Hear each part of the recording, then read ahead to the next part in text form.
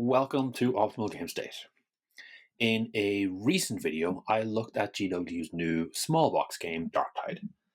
Although I was pretty critical of the actual product, I do quite like a lot of aspects of it. I love that they're using Hex Boards, for example. It's not something for every game, but it does simplify things a lot and makes it a little bit easier for new players. And in the case of Darktide, when you're doing solo play, it does make things a lot easier. I also love that the Darktide game is co-op or solo, so it's you versus the game rather than versus an opponent. Now, we have already had Warcry on Hexes. This was a limited edition release board game called Bladeborn. It had 2 Underworld Warbands in it, and it's probably why we call Underworld Warbands with Warcry rules Bladeborn fighters today. The rules for this were almost identical to Warcry. There were some minor differences, like I think you only had 4 activations on a turn, and then obviously everything was on hexes. For this video, I have pulled out my Warhammer Underworlds box and I have grabbed some of the boards. There's a good chance you have a few of these, and if you don't, the starter box for Underworlds is actually relatively cheap. We're going to work out how we can use these in Warcry. Now, in each of the big Underworlds boxes, you get 2 double-sided boards. Hexes are 2 inches from side to side, and each board is 8 by 6 hexes. Although that 6 is kind of 5 and 2 half hexes, if that makes sense. The box comes with some nice obstacle tokens and what we could call an objective token. So we can use them for some blocking terrain if we like. We aren't going to have the multi-level terrain that is so common in Warcry, but that's okay for a simplified version of this. Underworld games are played with 2 boards stuck together. Now these boards can be combined short end to short end. This makes for a long run of about 16 hexes end to end. They can also be combined long end to long end. Now one of the Underworld rules is that you must have at least 4 hexes to make that join. This avoids situations where you've got bottlenecks, where you've only got 1 join spot. There is a certain amount of strategy with board placement in Underworlds. If you look closely at the boards, you can see that some of them have little skulls and circles there. Those signify starting hexes, and part of the game is about aggressive teams trying to get up as close as fast as they can, and defensive teams kind of staying a bit further back. We're probably not going to use those. They are something that are on the boards. It is something that you could consider, you can use if you want, but for the most part, we're going to just ignore that. Now, what you cannot do is you cannot join long ends and short ends. That's a bit of a shame. Now, credit to the Darktide game for getting around that. In that box, each of the boards have different hex orientations on each side. So you can join long end to short end as long as you flip one of the sides. Now, we can also combine the 3 boards if we wanted. So if you did end up with a couple of them, you can make things a little bit more interesting. Obviously, there's other arrangements than just this. You could stack them long to long to long, like full longs, rather than this 1 long and 2 shorts. And if you've got 2 boxes, you've basically got enough to make a board out of all 4 of them.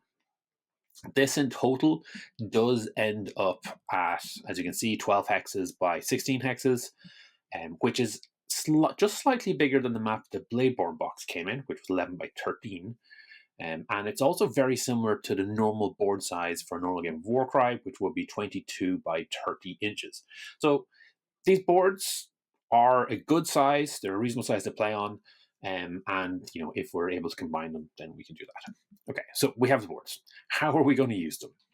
For the Bladeborn game, all the measurements were already in hexes.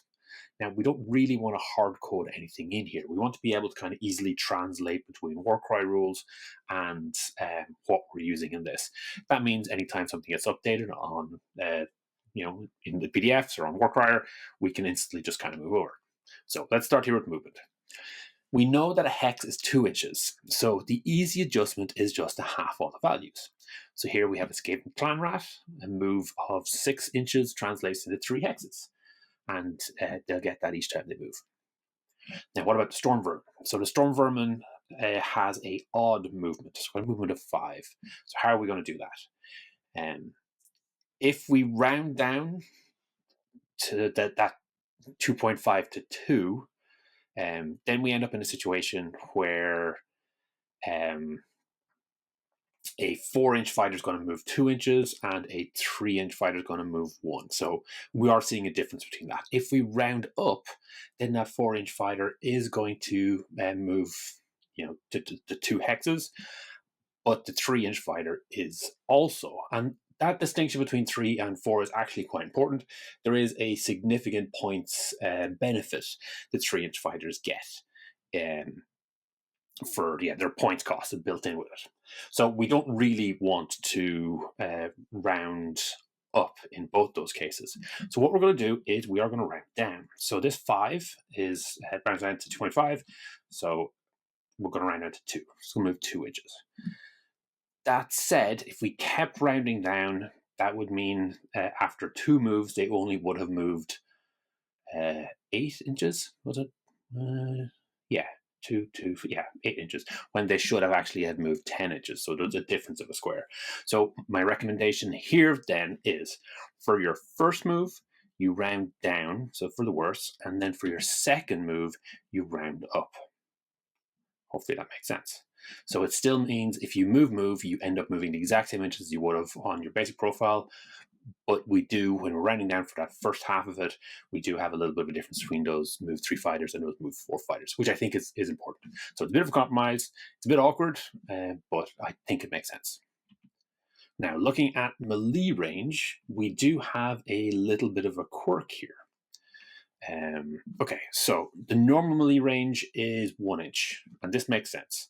So it puts it in the middle of the hexes next to it. So we're pretty happy saying the adjacent square counts as melee. Okay. Looking at reach weapons, though. So this clan rat with Rusty Spear has a reach of 2. The range of 2 basically stretches out as far to the adjacent square. So it's not really that great. With the clear delineations of hexes, we never actually have any fighters that are between 1 and 2 inches away. That's still just in the adjacent hex. Since reach weapons like spears are in the 2 to 3 range, and they're supposed to be a little bit better than melee, and they're certainly cost a little better than melee, my recommendation is to extend that range out to the full 2 hexes. So if a weapon has reach 2, we overly generously round up to 2 hexes. So that does give a lot more range in inches. It almost doubles it. And it makes the 2-inch reach equivalent to the 3-inch reach, but it does mean that that first point of reach is going to give an advantage, and because it's something that these fighters pay premium points for, I think it's important that they actually get value for it. All right, so melee range of 1 is next to it. Melee range of 2 or 3 is going to be those extra 2 hexes, and then anything after that is going to be range fighters. So let's talk about range fighters. So we've got a company captain. Relatively straightforward here. We have a range 8 fighter, so that easily translates into 4 hexes. Now, we do get a slight complication when we look at odd numbers again, and we also have a minimum range in this particular case. My recommendation is to round up both. So for the max range, that is going to be bonus, but for the minimum range, it's going to be a penalty. So that minimum range 3 becomes a minimum range of 2. So that's 2 hexes that they can't hit, and then the max range of 15 becomes a max hex of 8. So this Gunnery Sergeant is hitting between 3 and 8 hexes. And that's everything you need to play Warcry on Underworlds boards. If you want to get deeper into Warcry and hexes, look for posts by Kixie Taka on the Warcry Discord, where they've been looking at doing full games of Warcry and hexes for quite a while now. For our purposes, though, we have all the basics we need. We've got that movement, we've got that range. There might be a few complications in relation to larger hex size, if we've got cavalry models or something like that, but that should be relatively easy to resolve. If you combine the 4 boards, then you could use the normal deployment cards. In theory, you could try add some normal terrain onto it, but I think if you're going in that direction, I'd recommend looking at some, maybe some hex MDF bases to mount it on and kind of build specific terrain for it like that instead. All that said, we're not here today to make Hexcry. We're here to make Vermintide. So now we've got the Underworlds boards to use, we can move on to the next step. Vermintide is a Warhammer fantasy-based co-op computer game where you and 3 buddies fight off wave after wave of Skaven, trying to survive the night. It's based on those classic zombie horror survival games, but with a Warhammer twist. Now, later versions opened up more than just the Skaven, and although today we're going to focus on the Skaven, the idea here is to leave it open enough that you can really go for any kind of enemy that we've got Warcry rules for. For those of you who have been around long enough to recall the 2021 Tome of Champions, you might remember the Rat Hunters campaign from that. Now, that did have behavior tables to control how the Skaven worked. So this is more of this kind of solo play stuff. I have to admit, I wasn't particularly a fan of that particular system. It wasn't super clever. Now, you can see here that most of the abilities are just a little bit more damage and a little bit more healing. But, it got the job done. I did recently do a video on solo play in Warcry, and you can check that out if you want to see an alternative way of doing that. And now in that video, I also do discuss why I made certain decisions, which might help you form your own system and your own approach to it. This time, though, we are going to keep it simple, I say as I suddenly spring on you a giant block of text. But really, this is just saying that the enemy fighters will either advance, so move, charge, which is move attack, or assault, which is a double attack. It gives a couple of common sense guidelines. Like avoiding ending that last move next to a hero and stuff like that. Largely, it is just common sense. The enemy is going to play as best as it can, but for the most part, it's only just going to try getting attacks and get kills. So, it's not going to be stupid, but it's not going to be super smart. We're also going to meddle with the initiative system for this variant. Now, Warcry uses alternating activations and does so quite well. As a solo game, however, we want a little bit of an unknown factor for the players. And to do that, we're going to use an activation system from Bolt Action and a few other similar games. Basically, you take a bag, you get a number of dice of one color equal to number of your heroes, and you stick them in the bag. Then you take a dice of another color equal to number of hostiles and stick them in the bag. Obviously, you can use tokens or something else, but everyone has tons of dice. So now you want to make sure they're all the same size, so you can't tell the difference, but different colors. So when you pull them out, you can easily tell which is which. We're going to shake them all up, and at the start of each round, we're going to randomly draw one out. So if a hero die is drawn, then a hero of your choice gets to activate. If a hostile die is drawn, then we activate an enemy. And then we're just going to keep drawing dice until we get down to the very end of it, and then that ends turn. This means that we can end up with hostiles ending up acting back to back to back. So there's always an element of risk and almost an element of danger there. At the end of the turn, everyone will have had a chance to activate, and then we can refresh the bag for the next turn. In some versions of this, when someone who hasn't activated yet is killed, they search through the dice bag to pull it out. Honestly, I don't think I'd bother in this case, but I would make sure to place the dice beside the fighters who activated, just to keep track of who has activated and who hasn't. And then after everyone has activated, then move on to the next turn, but only put into the bag the dice equal to the fighters on the board at the start of the turn. So, fighters who died in the previous turn, their ones aren't going to be put back in again. Now, this does raise another question of exactly which enemy fighters we should activate when we pull out a hostile die. I put some recommendations here. So start with the fighter that can assault, so double attack. And if you've got multiples of those, you're going to want to pick the one that is in danger of dying first, then the one that's most likely to kill a hero that hasn't activated yet, and so on. And then, you're looking for fighters who can advance safely without risk of attack, then fighters who can charge and get some damage in, and then lastly, you'll look at pretty much everybody else. In the case of a tie, you're just going to randomly decide between them. These are just guidelines. I'm trying to catch as much as I can, but I might not catch it all. The idea here basically is for the enemy warband to play aggressively, but not stupidly. Okay, so we've done away with the normal initiative. So what's happening with the hero phase? There are a couple of things here I wanted to do. The first is to not allow carrying the wild die.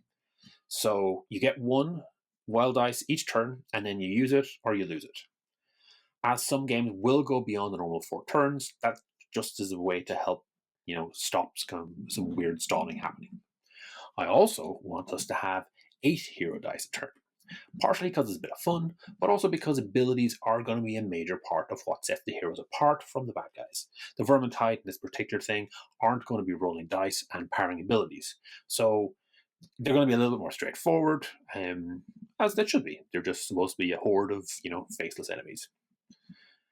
to keep this Vermintide feel, we are going to have smaller warbands. After some playing around, I felt that around 500 was kind of the sweet spot for this. Across 4 fighters, that's basically 125 points each. Feels quite tight. Here we have the Underworlds Warband, the Chosen Axes. Not exactly meta, but quite thematic. Then this mix of Witch Hunters might do a little bit better.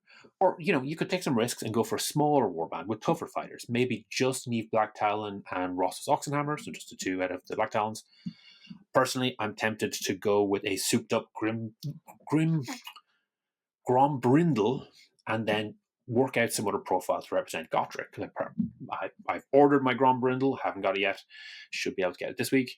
And then I've got my Gotrek stashed away somewhere. So, just the 2 of them facing off against Tons and Sons of Skaven could be really thematic, could be really, really fun. Ultimately, though, these warbands, I believe, should be tailored to the missions. So the next thing to talk about is missions. As I see it, this format works best if you have pre-done missions with all the details in front of you. Then you build your warband, pack in as many tricks and as much cheese as you can to make the mission a breeze. If we're all playing against the same mission, it might be fun to see how we compare to other players, or how easy or how hard it is they found it. Then we can make a new mission for other players to try it. Okay, so let's have a quick look and see what's involved. The first thing, of course, is to work out the layout. Here we can see we've got 2 Underworlds warbands. We probably should try stick to just 2 of them. So there's essentially a limited number of formations. We can do this short, we can do a full long to long, or we can kind of split the long to long. The reason the 2 is kind of preferred is because if you're buying the starter box of Underworlds, you're just going to have the 2 boards and not more. It might be nice to do the bigger ones, the kind of large 4 board size, which is almost the size of a full Warcry board, but I suspect to try and make it as easy as possible for everyone, kind of 2 is probably the best way we can go. Okay. The next thing we're going to do is we're going to work out where the heroes and the baddies are going to spawn in.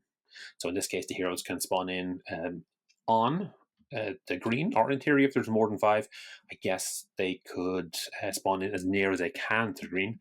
And then new enemies are going to be spawning at the far end here, which is a bit of a run on those red hexes. We could include more. We could change the placements of them, and there are other things that we'll do as we go along. Obstacles. So I think there are 4 obstacles in the box. Again, it's probably worth looking at to get an idea of what's available for someone out of the starter box. I think it's 4, and then I think you've got the objective box as well. We can double check that by looking at the notes. Let me just pause for a second. Okay, just back. So it is 5. There are 5 obstacle hexes. There is this 1 that we'll talk about, what seems to be an objective hex. And then there are a couple of other tokens in here. So what do we have? We've got the gold, I think they're called Renown in the game. We've got a bunch of red tokens that are probably for tracking wounds. And then we've got a couple of square hexes. So, and you've got activation hexes. So you could probably use these in the bag if you wanted. The tokens, you could have the gold tokens for the heroes, and you could have the 8 skull tokens, could be the bad guys. So that's another approach of doing it. Or you could use them as tokens for treasure or objective that you could put on the board. Anyway, what we're focusing on here is we're focusing on the obstacles. This is something that you can kind of mix and match your board to make things a little more interesting. We can have a place where the fighters will spawn in directly. So these will be ones that will be on the board. What's interesting about this is, depending on how you got it set up, there might be better places to place certain fighters. If you have a fighter that somehow is able to move that 1, 2, 3, 4, 5, 6, they might be able to get 12 inches. They might be able to get there pretty fast and attack that Skaven. Who knows? Depending on the scenario, depending on the mission you've got, the way you got it set up, there might be objectives, or there might be advantages to setting up your fighters in a certain way after you know where the enemy fighters are going to spawn in. And then similarly, we have, in this particular case, we've got a few more fighters that are going to spawn in later, and we've got a bit of a mission objective. So in this case, what I was suggesting, and I'm not using this one exactly, but you'll see later there's a variation of this that I kind of developed out. The idea on this one is you want to kill that storm vermin. After you kill a Skaven on the board, they will get replaced by one of the other Skaven who will then spawn in. There are 4 more Skaven clan rats to spawn in before the storm vermin will. When the storm vermin finally spawns in, so you're going to need to kill your 5th Skaven on the board before that happens. You won't get any more clan rats, but the objective of the game is to kill that storm vermin. Storm vermins are tough as nails, hit like a truck. So, you're going to have to wade through. You're probably going to take a bit of damage from some of the clan rats, but, you'll be cleaving through them really fast. And then you've got to deal with that big clan rat at the end. Hopefully you haven't taken too much damage. Hopefully he doesn't one-shot your guys. And, you might be trying to move people out and use that triple reprieve to kind of get a few bits of healing on them. However it goes. So we've worked out the placements, we've got the terrain, we've got an objective, we've got a mission. That's, I guess, essentially it.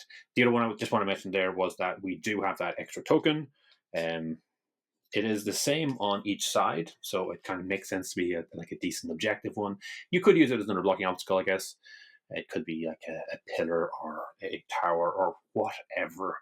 We have tokens. We have the placement. We have a mission, and we have our terrain on our board, and that's basically it. And then, you would assemble your 500 points. You would see how far you can go through this. And whether you would be able to survive. Are you able to wade your way through all these clan rats and finally kill that storm vermin before it takes out your last fighter? I suspect you will. I have played it a few times with the Chosen Axes, and we've managed to scrape it out most times. I don't think I ever got completely wiped out, but some of the games were pretty rough. So, bit of fun. Different way of playing, and as we kind of developed these missions, we can kind of go in more directions with it. Okay. Now, one thing I did talk about when I was looking at the Darktide game was how I was disappointed that there wasn't really a campaign system. Now, we could do something similar here, with our heroes and fighters gaining XP and buying upgrades, perhaps from the Divine Blessings. And we could also keep track of injuries, when our fighters get taken out of action, just like we would the narrative system. For this particular format, though, I think I'm going to stick with just generating simple missions and then just use the full Warcry rules to tailor the best possible warband we can for each mission. And then I feel like if we just keep ramping up the level and the kind of variety of these missions, we might get some interesting scenarios where you get really challenged in exactly what kind of warbands you need to build to actually get your way through it. If you're watching this video on the day it comes out, there will be a link to the description that will get you to my Patreon, which is 100% free, and we'll have this. So please do not do for the paid option. There's no difference between normal and not paid. It's just a nice place for me to store content. It will have a PDF, which will have all the rules I've talked about in this video so long, along with one mission to try out. I do plan to expand this out and add more missions, but I'm keen first for myself to try out this initial mission a few more times. As you can see, it has slightly changed from the one I was talking about earlier. We can see that it has a central spawning location, and you're getting assaulted from both sides. It also randomizes exactly where they spawn into, which I thought was kind of an interesting approach. But yeah, I'm going to play a few more games with this, and then once I've done that, I'll kind of get a better feel for what future missions look like. So I do plan to expand this out. So if you're watching this in a month's time after it's released, when you click through, you should hopefully find a few more missions. And if you don't, please do put a nasty comment to remind me to actually go around to update it. If you do have some ideas for a mission, definitely comment or contact me directly. I'd love to add it to the pack. I'm also planning to try do a quick playthrough of this first mission up on the channel, so you can watch me die horribly to a swarm of rats. So yeah, keep an eye out for that. Thanks for making it all the way to the end. Hopefully you enjoyed this video. Each week, I put up a new video talking about one of Games Workshop's specialist games. The goal is always to try and make the best possible two-player experience. If this is something you'd find interesting, please subscribe to the channel and comment to let me know what you'd like to see in future.